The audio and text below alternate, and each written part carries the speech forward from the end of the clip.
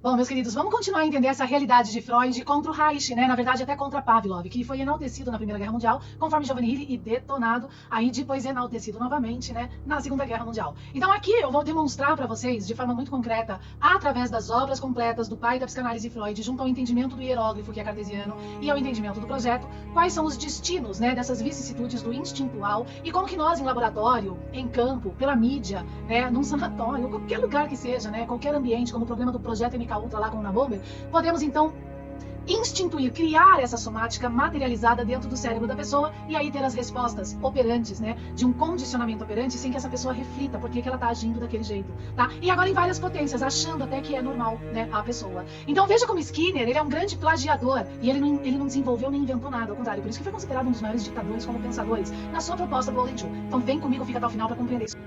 Bom, para que o representante ideacional psíquico, que é um objeto, aqui no nosso mundo, qualquer objeto, um batom, uma caneta que seja, fique colado com um grupo de neurônios, né, somáticos e materializados dentro do cérebro da pessoa, com um limiar de quantity elevado, mantendo esse grupo de neurônios somático materializado entre a impermeabilidade parcial, que é da neuroplasticidade, e a impermeabilidade total, que é uma neuroplasticidade problemática, né? E aí, se cauterizada, leva até a psicose. Eu preciso, então, de um objeto mais um verbo numa frequência e repetição dessa relação de colagem. Vou dar um exemplo.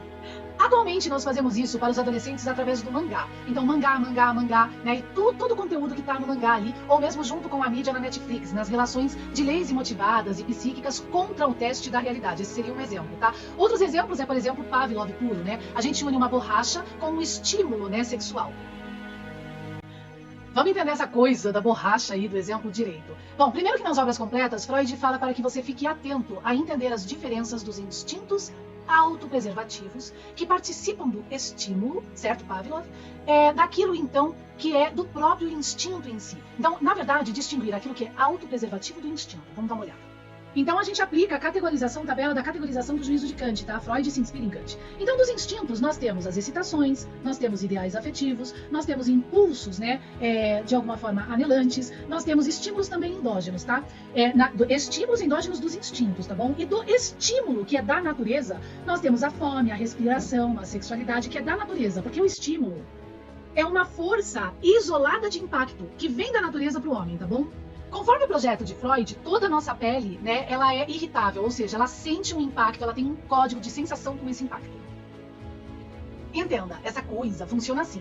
Eu toco na minha pele e eu sinto, tá? Não quer dizer sexo direto, não tem nada a ver. É que a natureza, ela já codifica isso pra gente. Todo mundo, é uma lei universal, que for tocado, já tem essa memória sensorial, né, nos 5 sentidos aí de uma forma geral, tá? Então essa força de impacto, né, é do estímulo, tá bom? E que agora ela tem uma relação com a fome, com a sexualidade, que vai acontecer lá no sexo direto, lá na puberdade, né, do indivíduo. Então, entendendo esse estímulo como uma força de impacto, Pavlov, eu vou mexer na criança. E como?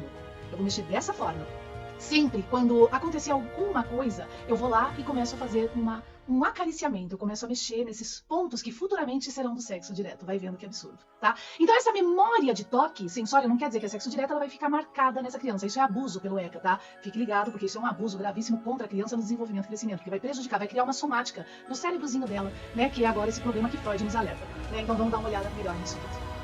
Então, na categorização kantiana, eu entendi o estímulo, fome, respiração, sexualidade, e eu entendi os instintos que eu posso criar, de excitações, de ideais afetivos, de impulsos anelados, de estímulos endógenos, lá na região septal, né? E agora, como é que eu vou unir esse módulo para que a pessoa haja como eu quero, condicionamento operante, sem ela refletir essa relação instintual com o estímulo? Por frequência e por repetição, eu preciso unificar o objeto com o verbo, né? Ou com a ação, a borracha, ou aquilo que eu disse.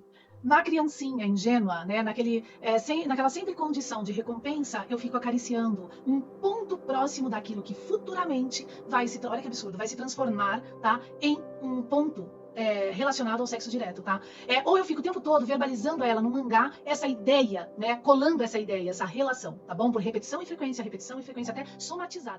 Até isso se tornar uma neuroplasticidade por apreensão. Então, uma vez ocorrendo, né, essa colagem do objeto ou da própria ação, né, com esse apreender de aprendizado, né, e ali, literalmente, né, por neuroplasticidade material, incluído, né, de alguma forma, nas regiões do hipocampo, numa condição sensório, né, sem memória, porque é inconsciente, né, tá inconsciente. Eu aproveitei aquele momento da criança, por exemplo, para isso, tá, um exemplo, ou eu fico ali martelando na cabeça do adulto até que isso daí se torne literalmente inconsciente, né, e desde que esse estímulo prejudique o teste da realidade, sempre coloque, né, uma contradição muito elevada, né, de alguma forma, para que então essa somática seja irregular, ela seja de alta catequesia, então agora Freud explica alertando contra Pavlov e o Reich, tá? Então, dado essa condição finalmente por frequência e estímulo, esse, né, representante ideacional psíquico que já está dentro do cérebro da pessoa e que é hipercatequizado, é a repressão instalada, tá? A repressão é um sistema, ok? É um nome que eu dou a esse sistema todo aqui,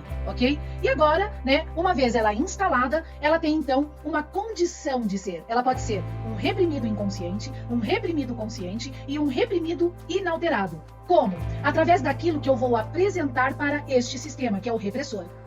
Para ser um reprimido inconsciente, basta eu apresentar um repressor que esteja em comparação com esse representante ideacional agora psíquico, coligado a esse grupo instintual somático, né? Então eu vou acariciar naquele ponto que eu estimulei, certo? Né? Ou eu vou apresentar a borracha, ok? Nesse caso, ó, como vocês já estão ligando a borracha à ideia, né? Se eu ficar por repetição aqui, já imaginou. Então, junto com isso agora, eu tenho essa forma de agir, Pavlov, é isso que Freud está alertando.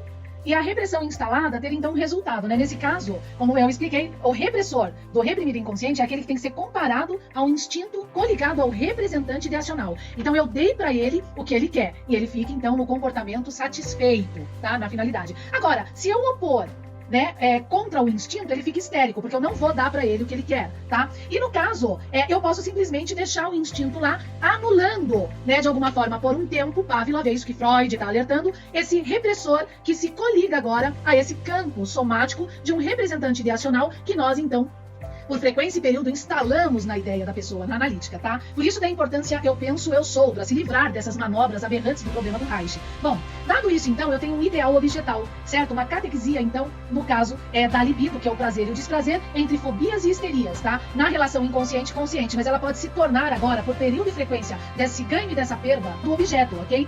E agora criando, como eu disse, uma mania na necessidade, pressão e satisfação, conforme Freud, desse ideal objetal, que agora, sem parar, essa necessidade, pressão, satisfação, necessidade, né? Eu dou o objeto, tiro o objeto, dou o objeto. Na frequência e período agora do ideal objetal se torna então uma idealidade de eu, né? Uma catequesia do ego, né? E agora criando sempre uma necessidade instintual e dessa necessidade que vem de uma ansiedade, nós criamos então por pressão, necessidade, satisfação, finalidade, conforme Freud, a histeria, e aí não para, desse ponto vai para as neuroses obsessivas, até atingir a psicose. Então foi isso que eles alcançaram também no projeto MK Ultra lá, só para entender melhor aquilo que Freud está alertando contra o Reich, contra Pavlov, alertando o nosso futuro, o problema desses colaboradores de época pelo Reich, e nos mostrando que o buraco parece que é mais fundo do que imaginamos. Sigamos.